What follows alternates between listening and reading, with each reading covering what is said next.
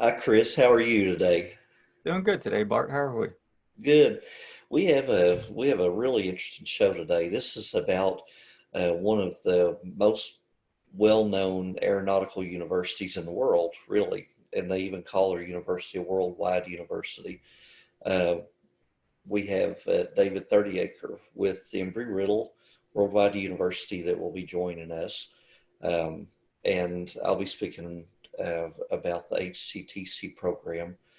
And we also have Deronda Bobbolini with the University Center of the Mountains. Um, you're prepared for all the educational information and sharing the graphics with our friends coming up, correct? Absolutely. I think it's a great partnership. I've been in the field for 16 years and education and teaching others is a big proponent of it. And it's constantly changing. So I think this is, some really good information and a great partnership that's between these different partners to come together that can help somebody that's new to the field or has been in it for a little while and they need, current education. Amen. Well, with that, we'll let everybody introduce themselves. Thanks, Chris. Welcome. I am Deronda Mobilini, the Executive Director of the University Center of the Mountains, and today we have two guests. I'm serving as guest facilitator, interviewing two other folks. Mr. Bart Massey, who is the Program Coordinator for the Associate Applied Science degree for Unmanned Systems Technology at Hazard Community and Technical College. And then also Embry-Riddle Aeronautical University faculty member, David 30acre.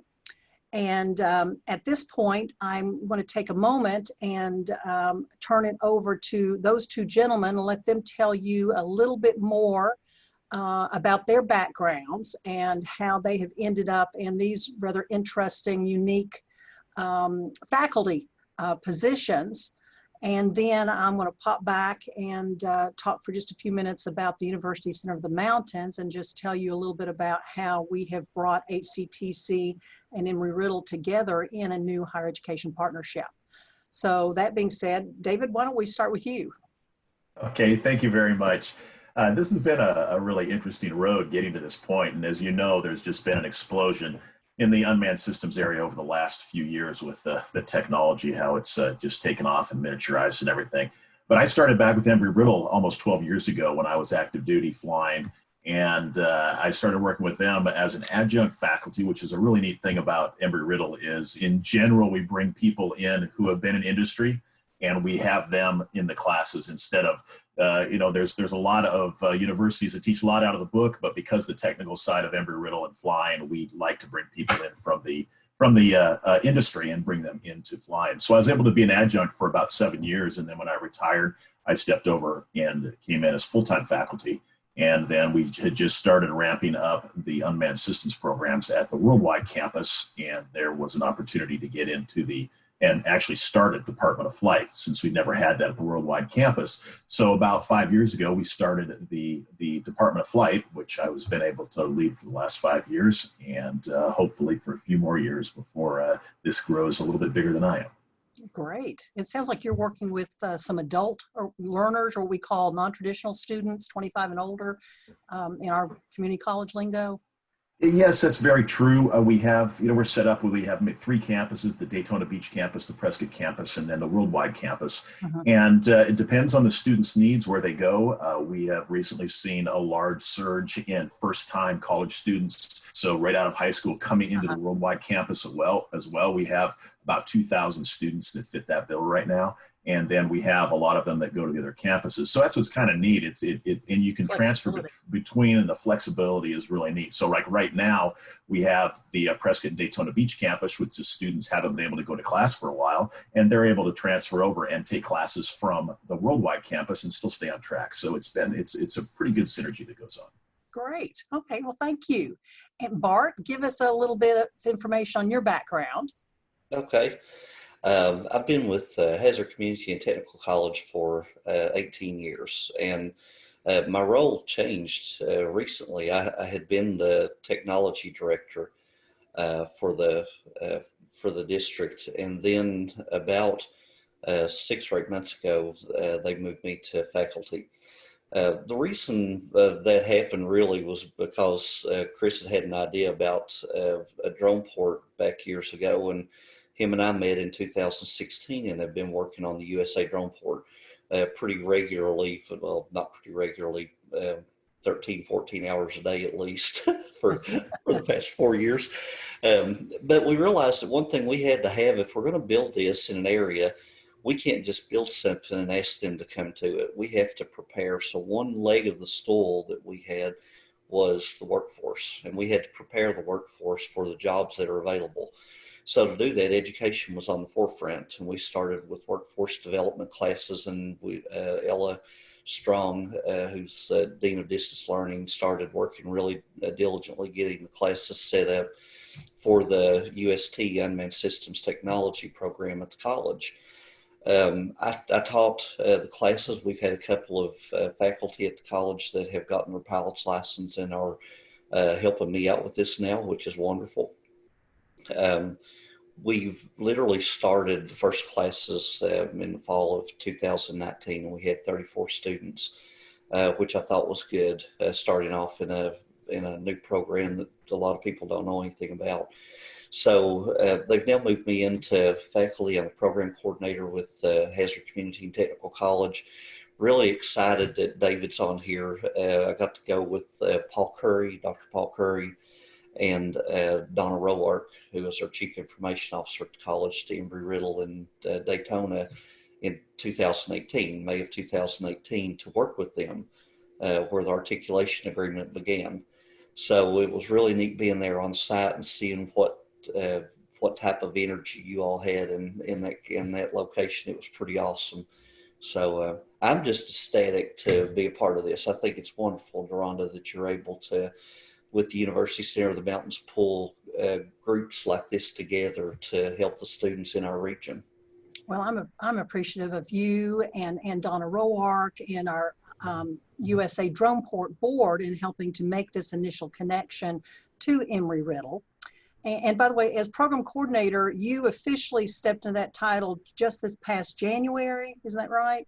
Yeah, so you're new. This is a very new program, and so we're just very excited to be able to match these pieces up with our 4-year university partner, Embry-Riddle. Let me take a moment before I come back to you two gentlemen, and then because both of you mentioned the partnership, so let me give a little bit of background just very briefly on the University Center of the Mountains. The UCM, our abbreviation for that mouthful, is a partnership between our regional 4-year colleges and universities, both public and private. And it's our offices, my offices are physically located on the Hazard Highway 15 campus of Hazard Community and Technical College in Hazard, Kentucky. However, we serve our Kentucky River Area Development District, and occasionally we even get phone calls from students from other states. It's always interesting because they've heard about the transfer services and so on. But the purpose behind the UCM and its ongoing mission is to provide improved access to higher education for Eastern Kentuckians. And historically, Eastern Kentuckians have been somewhat isolated, haven't had ready access to 4-year colleges or universities. They've typically been, for the public, most accessible institutions, our public institutions, they're 2 hours away in many cases. And for students who might work or caring for parents or have children or any other responsibilities or issues, you pop in the car, drive 2 hours back and forth every day to attend class was just not an option. And so accessing education was a struggle. So that was the initial development behind the UCM. And so the UCM has, with our different partners, our founding partners, were Eastern Kentucky University, Morehead State University, and then Lindsey Wilson College, and of course HCTC and the Kentucky Community and Technical College system. So we've been providing select bachelor's and master's degree programs right here in the UCM, physically on the community college campus. So a student could go from HCTC, transfer to one of the 4-year partners, continue his or her junior, senior coursework, and even go into a graduate program, continuing as a commuter student coming to the community college campus. That's still ongoing. However, we're in a new century. It's 2020, it's gone by quickly, but education in just the last 5 years, let alone the last 10 years, has changed dramatically. So the services we're providing have changed. Just as our Embry-Riddle partner has the fully online programs, many of our HCTC programs are now offered fully online, and my other partner's bachelor's and graduate programs are online. So students can access classes and programs in a variety of delivery modes. The key piece that we're continuing to do is to provide that advising, and I have transfer counselors from the different four-year colleges. Some of them have offices right here in the UCM, or we can pick up a phone or do a Zoom or Skype or virtual meeting. We know how to connect those students up. And then we provide additional support services. We have transfer scholarships. We do mock interview workshops. If students, we have in the past offered a GED, graduate, GRD, graduate record exam. I keep saying GRE, I should say, graduate, those education acronyms, graduate record exam, prep class for students preparing for graduate school. We edit medical school, farm school applications, help students practice for those interviews, all those other things that go into helping our Eastern Kentucky students move forward with their education. The UCM is here to provide that support, those student support services. So that's just a real quick, fast overview. So what's happening then with HCTC and Embry-Riddle just this past year in discussions, and we knew HCTC was developing this new unmanned systems associate applied science degree. We've been talking with Embry-Riddle on and off for a couple of years tied to our drone port initiative, and we realized in working with Embry-Riddle, they've got a lovely, it's already lined out. They take the associate in science or the associate in arts, those transfer pathways, and we can, students can complete that through KCTCS and then move into their bachelor's program, again, staying in the area and doing that fully online. And there seemed to be a really nice match, which I'm going to ask you two gentlemen to talk a little bit more so about in terms of the curriculum and that kind of thing. But that's how all of this has evolved. So we've got this transfer pathway lined out for our students. So with that quick overview, let me step back for just a moment, and particularly thinking about, we might have some students and some younger students watching this, and hopefully we'll have a chance to play this for students.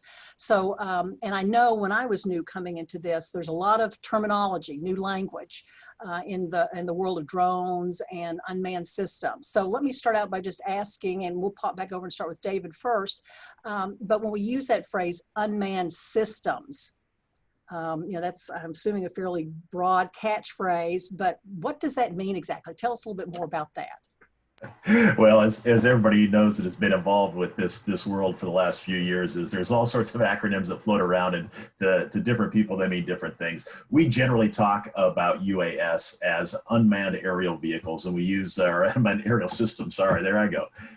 And one of the main reasons for that is if you take a look at, for example, the X-37 or satellites, those are actually unmanned systems out there, and we try not to just restrict it to aircraft systems.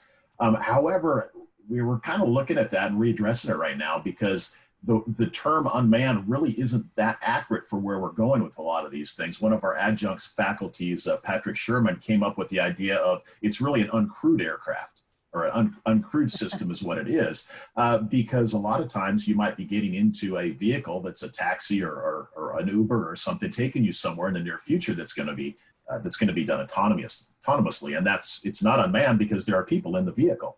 So it's really an uncrewed vehicle. There's nobody actually driving it or operating the vehicle. So we're looking at using that term, but I think UAS is with us now, especially since the FAA has picked up on the UAS term. So I think that's here to stay. Okay, and uncrewed. Okay, so we've coined a new term then for the field. All right, that's cool. That makes sense to me. And Bart, why don't you pick up on the same thing, but maybe a little bit more about the need in our area for these uncrewed vehicles, I suppose. Well, I think the beauty of it, particularly for this area, it's still relatively new, at least in the public domain. So if we looked at this early on to try to bring something that would create sustainable jobs, good income, things of that nature, and we wanted to get into this at an early rate. So we started training pilots pretty quickly. The unmanned part of it is, I think it's like David said, it's kind of a misnomer, because you've got people that are interacting at least most of the time with the aircraft. They're working remotely, but it's still an interaction between the human and the aircraft. Swarm technology is growing, and I think it's going to be something that we see expand out. That's one person controlling multiple drones or programs controlling multiple drones. But I think it has a real opportunity here, and I think that it's going to take some time. I think it's going to take some people with some ingenuitive ideas, and it's going to take some funding as this moves forward. But the beautiful thing about it, the students we've trained at this point, and a lot of them that have done very well, were innovators and entrepreneurs right off the gate. They just needed a little bit of training to help them get started. Because we've had people that have created businesses. We have people that are making way up in six figures with drones, working in the electrical industry. And so there's been a lot of jobs that have been created and a lot of income.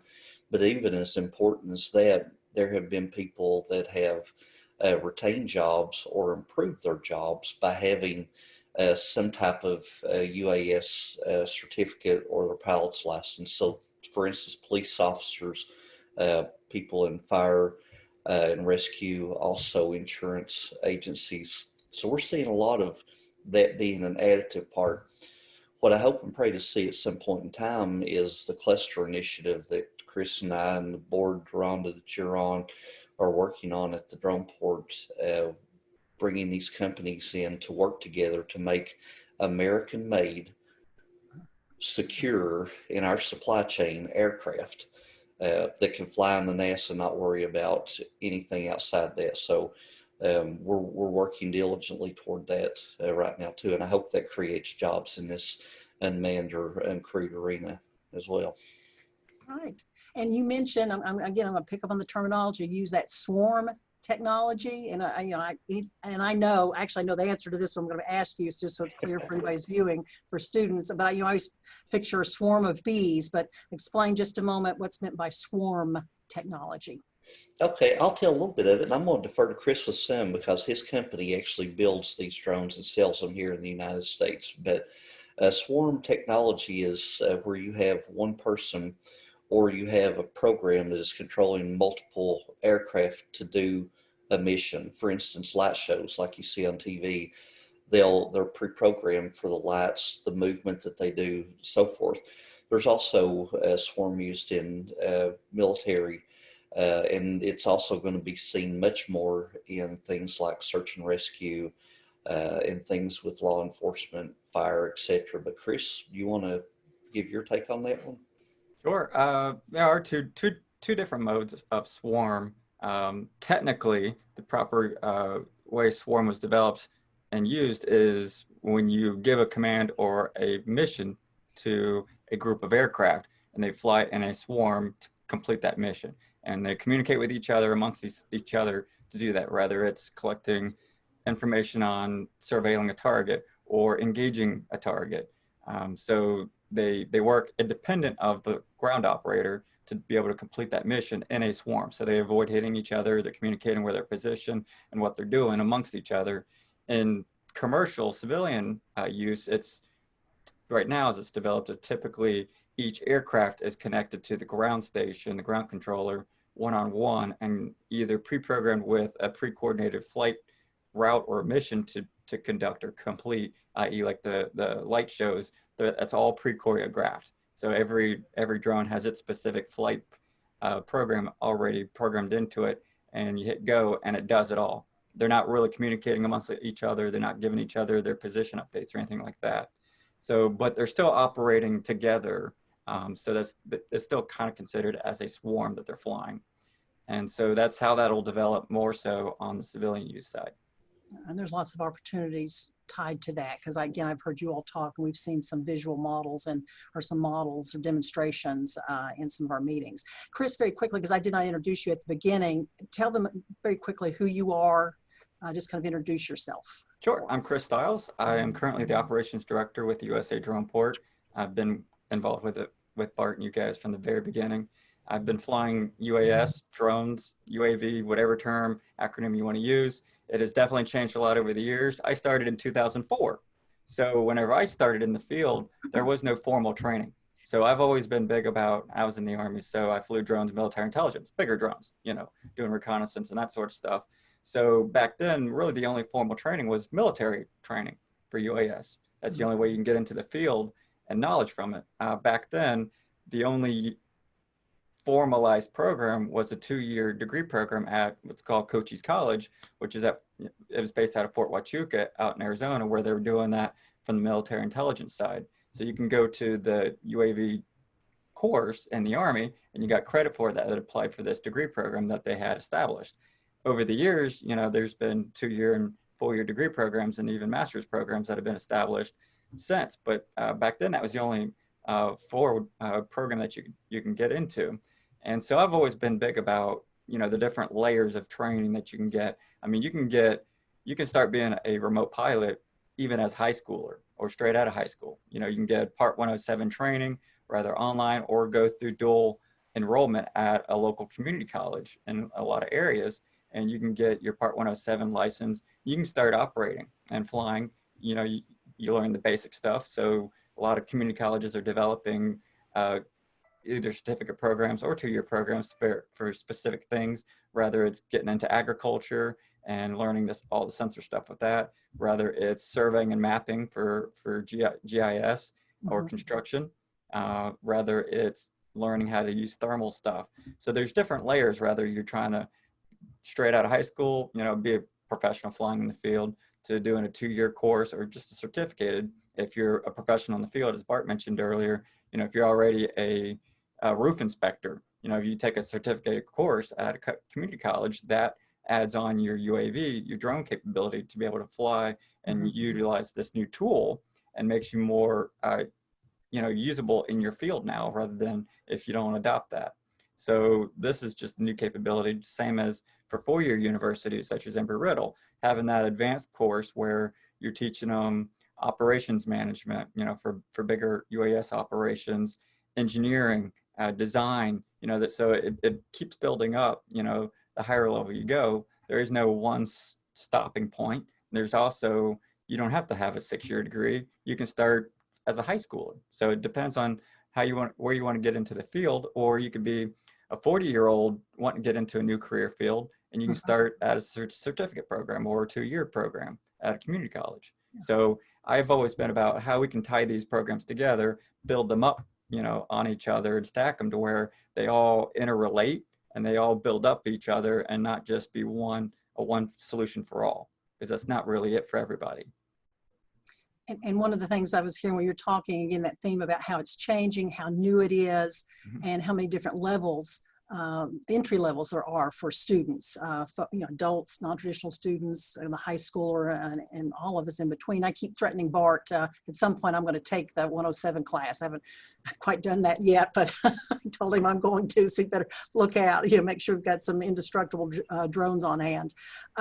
Well, and one of the things, and you mentioned the newness, and let me jump over to you, David, because I want you to talk for a few minutes about your particular bachelor's, your unmanned systems, bachelor's of science degree. How new is that particular degree, by the way? Do you know off the top of your head? We've had it online for 3.5 years now. Okay, so that's fairly new. Our master's degree has been on for about 5 years at the Worldwide campus, and then for the last about almost 15 years, we've had an unmanned systems degree with the residential campuses. Okay. Tell us a little bit more about that program, the curriculum, what a student should be prepared to do if he or she decides to move forward into that particular bachelor's. Yeah, you bet. And as Chris described so well there, it just depends on the objective of the student. And that's one of the real important things right off the bat, is what is the student's objective? And matter of fact, it's a big problem with the general world of drones as well, is what's the objective? What am I trying to do with this aircraft for this job? So the student really needs to have an idea where they want to go from the beginning, because you can really kind of trace a path to how to get there, because there's just so much going on right now. Matter of fact, in 2018, actually 2016 and 2018, we're doing an update to it right now. We basically did a search throughout the country on all the different jobs that are available out there, the different types of jobs in unmanned systems, and that's on our website. If you wanted to take a look at that under the bachelor's degree and master's degree, again, it's 2 years old, but it's still very relevant about where the jobs are and what kind of careers are out there. And as Chris mentioned, there's everything from you want to be the person operating the drone to someone who is an expert using some of the photogrammetry software to someone who is in a police department that wants to get up to speed on it. So there's all sorts of different areas, and that's one of the beauties of the unmanned systems is its application everywhere. So we've actually seen a huge growth, not only in our degree program, but also in our professional education side of it, where we go out quite a bit to those public safety type of organizations and teach there. We have contracts with federal law enforcement to do the same type of thing. So there's all sorts of things going on in this area, which is what makes it fun. But the bachelor's degree specifically with the Worldwide Campus, we have 3 tracks in there. There's an administrative track, there's a developmental track, and there's an operations track. And as you can probably see by the names, in the 3rd and 4th year, they kind of go down the trail of that area. So the administrative track is going to have more on finance and the managerial side of unmanned systems. If you get into the development side, you're going to be more into the testing side and building test plans and how you develop the system engineering side of it. And then the operations is focused on the operational side, the literal how do we fly this, how do we operate in this environment, and what do we do post-processing? Because one of the things that we really try to emphasize is what I call the so what. There's lots of people out there that can fly drones, but it's what you do with the data that you collect that really makes it worthwhile. So that so what piece is what we really try to concentrate on in the operational path. Yeah, and that's a good point. And that's true of lots of different organizations. A lot of times we collect data, but what do we do with it? and Exactly. The difference right there. So that's a good point to make. Well, let's picture you're talking to that student getting ready to begin his or her freshman, sophomore year of college, and they're looking at transferring to you all a little bit later on. Are there specific courses you would recommend? You know, does that student need to delve a little harder into the mathematics, for example? What kinds of things might you recommend in an advisor role to that student? Well, the first thing is that if you're even considering that, you need to make sure that you've talked to advisors at both schools, because aligning the courses together is extremely important. So while the agreements that we have, Embry-Riddle will bring those courses into the program, what they actually apply to and what role they fulfill is questionable until you start getting into it. So what you don't want to do is have all of your classes that you took come in as just electives, because there may only be 3 elective courses that you need to take. So it's imperative that you start talking to people very early on this process so you can marry up the 2 courses or the 2 programs and make sure that those courses actually will apply to the program you're trying to get into. So that's the biggest one. And then the next one that I always try to talk to students about is, you know, the degree gets you the interview, and that's basically it. You still have to have the experience in the area. So regardless of what track you're going down or what you're trying to do, having your Part 107 with a lot of experience, being able to understand what photogrammetry is and how it applied, understanding a little bit about artificial intelligence and how that's worked in the drone world. All those things are really important, because those are the things that are going to be asked in your interviews, and being well-rounded with a lot of experience in those areas is really important. And then the last beauty that we have at Embry-Riddle is a lot of our students actually have their pilot's licenses as well, which we do through our program. As a matter of fact, if you take one of the unmanned systems courses down at Daytona Beach, you'll have the opportunity to either get your private or your commercial license along with that. And that is the final layer of that, where we see a lot of students, and those students that have I call it the trifecta, the degree, the experience, and a manned pilot license. They're the ones that are getting the jobs with General Atomics and Textron at high levels. Very good. Now, and that's one of our other partners. Ron may have filled you in on that. Eastern Kentucky University, they have the bachelor's in aviation.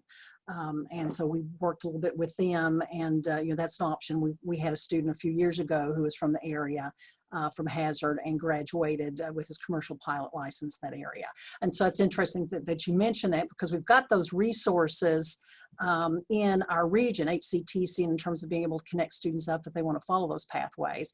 And also thank you for mentioning the gen ed piece, that transfer, because you know, you all have got some higher level math courses, and students want to make sure, and they can do that at the community college, make sure they've taken the appropriate math class the correct gen ed, so that you know up front that's going to be the prerequisite for the class. So when we transfer up to Embry-Riddle, you're ready to go right into that next level of mathematics or whatever the course happens to be. And again, as you're saying, that's where, and this is one of the things I always promote through the UCM, there's research data to support this, that students who are planning to transfer, they're most successful if they work with, connect up with their four-year university early in their academic career. So I often will have freshman students here at HCTC, but they come on into the UCM, and we connect them to that four-year partner transfer advisor, and we do team advising. And our HCTs, our faculty and everyone, they're happy to do that. So I might recommend, why don't you take this, this, and this, but then I'll email that plan to the four-year person to double check and just say, hey,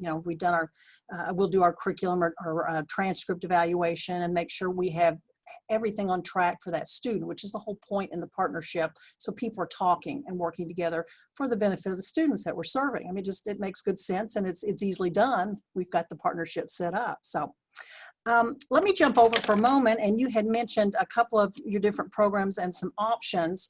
I was going to see if I'll jump over to Bart for a moment and then come back to you, David. But if you want to give a couple of examples of some success stories or some things that you have seen some of your students out doing. I know our program at HCTC is fairly new, but again, we've got students who have taken, the 107 licensure class early on and already doing some neat things with that. So Bart, can you talk about that for just a minute? Yeah, absolutely. There's, I'll give you a couple of examples anyway. One of them, a gentleman really knew what he wanted to do. He had a vision ahead of time, and he had worked in construction, and he literally went and sold a lot of his construction equipment and bought a $40,000 drone before he ever got his pilot's license. And I thought, honestly, I was like, wow, that's diving in the deep end really quick. But he's done some amazing things. He knew what he wanted to do. He did some work with Duke Energy and some other companies, and now he oversees 70 pilots that fly the electrical grid and are working for several power companies, and they're in multiple states. So he's done very well for himself. He's had his license 2 years and has went to that extent. So he went wholehearted into this, and he's really good at what he does. So I was really proud to see his successes. Had another guy, he was flying, didn't have his license, and he was flying commercially. And I told him when I found out, I'm like, it'll catch up to you at some point in time. You really need to get your pilot's license. Real nice guy. And he did. He came and took the classes. He passed easily. He's making an amazing amount of money, though. He flies for insurance companies in 3 different states, and literally stays busy every day and on the road, doing mainly things like roof inspections or things after disasters. But he's done real well. Then we've had several other students that have done this, but one in particular has started a company, and he's working on, he wants to work on a business degree. He sees this thing more from a business side, even though he's a pilot and flies occasionally. But him and Chris have done some work together. But he actually flew for 2020, the news show for them a few months ago, and he worked with Chris at one of the real popular bourbon distilleries, doing some commercial work for them. So he's done this. He's got his independent company. He's incorporated. He has pilots that work for him. He does flights for other people. And he's going through college. He's helping pay for his college by doing some of this drone work. So those are a few examples of, we've got 125 pilots that have went through our classes over the past 2.5 years. So there's a lot of examples in every area, from coal mining to engineering, architecture. I could take you through a lot of the areas, but the jobs are there. Person's got to have the will. Some of the answer to this is, if you just sit and wait for somebody to hire you, you'll probably be sitting and waiting, because there's somebody that's got enthusiasm and energy that's working toward these jobs. So you've got to have both sides. Just like David said a few minutes ago, you've got to prepare yourself to get these jobs or create these jobs. So we hope to instill that in them through our information as well, and give them a very good background as they move into Embry-Riddle's classes, which they take online here in the region, and are able to do this without leaving the area. So it's exciting. And David and Chris, and you both mentioned some of these different ways to use that skill with the drones, which is one of the things I've learned a lot about, and just fascinates me on how diverse all the different things you can do. You know, David had mentioned briefly agriculture, and I'm just thinking about really right about this time last summer, we were visiting a drone port in Belgium, and the director of the port had us up at the top and was showing us some areas, but they had a whole area that one of the farmers was using. And, they have a nice partnership going, and that the farmer's using and farming the land, but some of his drone pilots could run drones over that area, and they were providing the farmer with data input on what was going on agriculturally, and at the same time they're getting a chance to operate and practice their drone flying techniques. And of course, you all have mentioned fire and rescue and insurance, but I'll even mention, because anytime I pop on your websites, and it's just some of the beautiful footage that you see. I mean, there's that whole tourism commercial promotion piece, but that beautiful imagery that we see, that where people are using drones and capturing that. We're starting to see that in wedding footage. So I mean, if you've got interest in photography, fire and rescue, medical, healthcare, I mean, there's just all kinds of neat pathways where students can match up that skill in using the unmanned technology system and all those different pieces with another piece that they're interested in pulling all together. Let me shift, because we're starting to run out of time, and I want to make sure I hit on something which I think is very, very important for both of my partners here. We have two colleges, our community college and our four-year institution, that have received Best Online Programming awards for 2020. David, can you talk just a little bit about that? You bet. Yeah, this is an interesting area, because as everybody's finding out right now, just having a video online is generally not the best way to instruct a course. And there's a lot that goes into it. Like I mentioned before, we've been doing online education for over 20 years now at Embry-Riddle, and really pioneered a lot of areas. Back then, we were literally the only university out there that did it at the time. And as you well know, that students learn in different ways. Everybody has different ways that they learn, and trying to bring that to an online course is not an easy thing to do. So we spent a lot of time trying to develop new techniques to be able to bring different learning modes to the students. Matter of fact, if you go through the operational branch or the track of our Bachelor's of Science in Unmanned Systems application, if you go through that area, we've actually found that we need to bring the students together, because we do a lot of training online. They do a lot of assignments that they might be going out and flying. They're using Pix4D and other programs, but we really decided that we need to bring the students together. So we actually still have a residency that is a required weekend residency where we bring the students together. We actually do a check ride with them for that, an FAA-style check ride. And then we are also work with through AUVSI through the Trusted Operator Program, which we are a training provider for. And we also give that's actually, to get to level 3, it's about a $3,500 proposal if you go somewhere else to get that. And as the first training provider with AUVSI to do that, we actually give that to our students, and their only requirement is they pay for their certification through AUVSI. So it's a huge value to the students, yes. And they all take advantage of that. When we get them down there for the residency part of the course, they also take their practical flight assessment through the top program down there. So we do a lot of it, but again, there's some classes that you can do where everybody just reads or watches a PowerPoint. There's other classes where you have to do projects. There's other classes where you're buying equipment and working on it. And then there's that last class that we have where we actually bring the class together. And that's actually been fantastic to be able to have the students together. And there's a lot, we bring the graduate students and the undergraduate students together. And we just had a great example this last of about 3 months ago when we did this right before the COVID-19 struck. where we had some master students that were working for some specific drone companies, and those companies now have hired some of the undergraduate students in there. So it's married up fairly well with that. Yeah, and giving them some of that practical hands-on experience and starting to connect them with, well, what ended up being a future employer. And Exactly. that's good sense. We've got an apprenticeship similar program here at HCTC for a lot of our different AAS programs that they've just recently initiated and are starting to build and to develop. And actually, since we're kind of gone back to the program specifically and what's involved. Let me jump back to Bart for just a moment, and to kind of wrap us up. What does a student need to do to go about applying to HCTC or your particular program, Bart? Well, they can find a lot of the information online at hazard.kctcs.edu. I tell people really the easiest way to find it is type in HCTC and then UST, and it'll take you directly to the UST program. And it tells everything about our 4-degree programs and our 6 certificates that we have, and kind of gets them associated where they can go for registration and all that.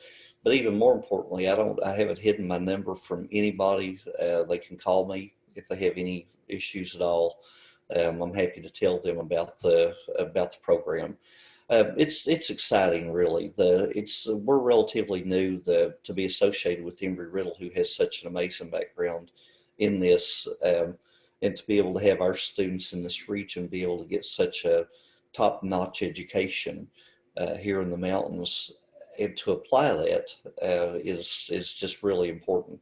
Mm-hmm. So I think the program has a lot to offer. One of the only things I want to mention about the program, because of interest of time, is the kinesthetic part of it. David was talking about different styles of learning.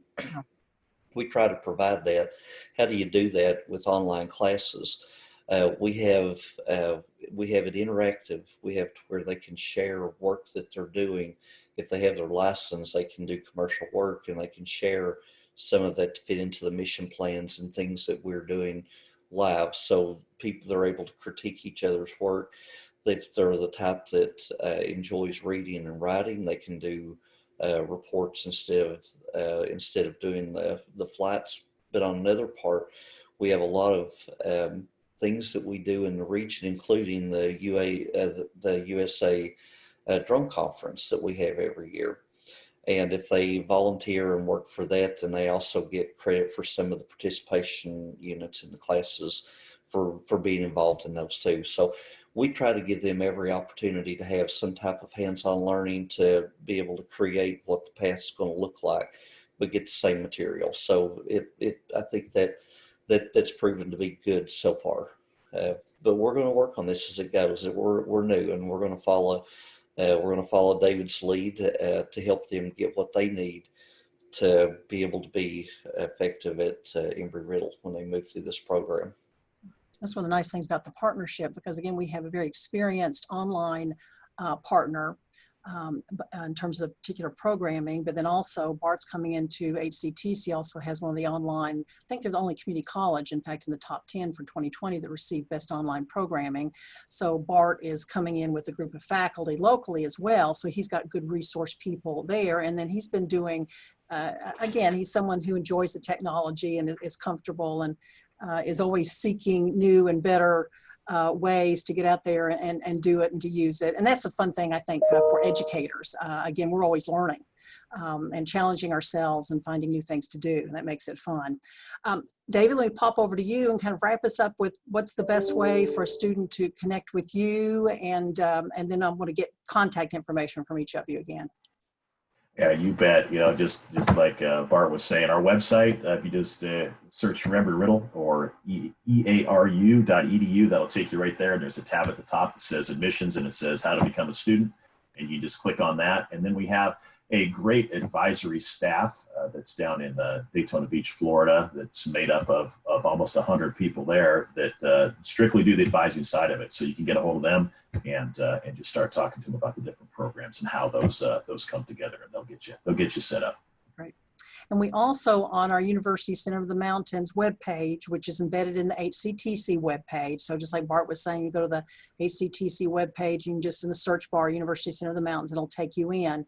And on our homepage, we have a bulleted list of our different partners. So one of them on there now is Embry-Riddle, and you can click on that and it'll take you into contact information, that initial person to start with. Also at the bottom of that homepage, we have our icons for all of our four-year partners. And if you click on any of those icons, those also would take a student directly to that four-year institution's main homepage. And then of course, because it's through the UCM, students are welcome to contact me. I can get you connected to either of these gentlemen, get you going in terms of that process. We do that a lot of times. So we're happy to help with the communication connection piece, you know, however much students like. They sometimes like to work with us initially to go over transcripts, and then I'll introduce them to, you know, the appropriate person at the four-year, and some are ready just to go for it themselves, and we encourage them to do that as well, and we'll get them connected to the right people. So, and that's again one of the services we provide. Is there anything else I should have asked you, gentlemen? Anything else you want to say, you know, that potential student, or, you know, that young person who's going to be coming through, or that non-traditional students when you come back? Anything else that you all want to share?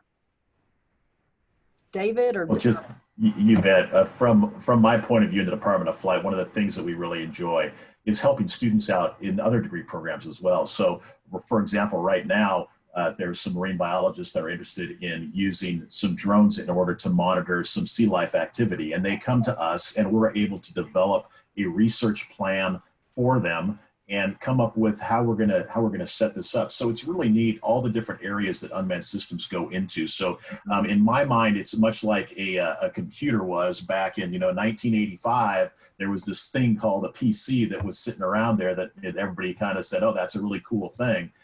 But it wasn't really integrated. Well, now it's obviously integrated in everything we do. And I think unmanned systems are going to be the same way. Right now, it's kind of novel, but in a few years from now, it's going to be absolutely in everything that we do. And it's going to be just part of all the different degree programs. Another tool. It's just like a computer. So being able to leverage the unmanned systems for all the other degree programs and everything, and being able to come up with ways and novel ideas, which is what the students are just fantastic about, things that I never would have thought of doing. They're able to do, and we help them out with that. So that's just an incredible opportunity to get into it. Students are smart about, we sometimes use the term swirling and packaging things together, and our students are getting more and more creative with that. And again, I encourage them to do that. And you're starting to see more and more of them coming in and enlisting, a double major, or a double minor, but they're figuring out these ways to put pieces together. Bart, hand over to you to wrap us up. Well, the only thing I have to add that has to do with our degrees are, you can take these from anywhere in the United States. There's no out-of-state tuition. So if you want to be involved in this program, we've talked a lot about the region, and that's where a lot of our passion is at, about the job creation and all, but we have had people from most of the states in the United States here at the drone port for some type of training. So this training is available for you too. If you're in Chicago or if you're in Colorado, you can still sign up with us through this partnership and get your degree. So call us. We'd love to help. All right. Thank you to my two partners, Hazard Community and Technical College, and my newest partner, Embry-Riddle Aeronautical University. I appreciate you all joining me today, and Chris helping out and filling in. He's the tech guy behind recording and editing and doing everything else for us as well. The number at the University Center of the Mountains, by the way, is 606-487-3182. And that's that good general number. So if you can't remember anything else, you have that one number down, and you want to get a hold of Bart, or more about his program, or again, more about David and his program, just call that number and we'll get you connected. I thank you all very much. All right. Well, that was a great program. It was good to meet David. That was the first time that I had personal interaction with him like that. We spoke with Ron earlier in the week, who's with Embry-Riddle as well. It seems like a wonderful partnership. Deronda does a great job with UCM. HCTC's been really pushing the envelope with the Unmanned Systems Technology program. What's your thoughts, Chris? Yeah, I think it was really good and very educational. I hope you guys found it very informative. And please feel free to reach out to us at any time to USA Droneport or to the UCM or to one of the universities to find a good fit for education or furthering your education in this field if you're interested. Absolutely. Two things to keep in mind too with the USA Droneport. If you'd like to be a sponsor, it helps keep these programs going, and we appreciate our sponsors very much.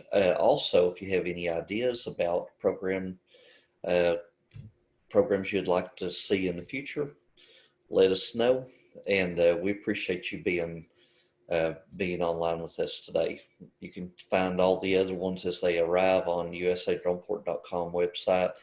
And Chris, with that, I just want to thank everybody for being here. Yep. Thank everybody for attending, and please stay on. We're going to have a live Q&A session where you can ask any questions and get responses from the presenters today. Thank you, and I hope you enjoyed it.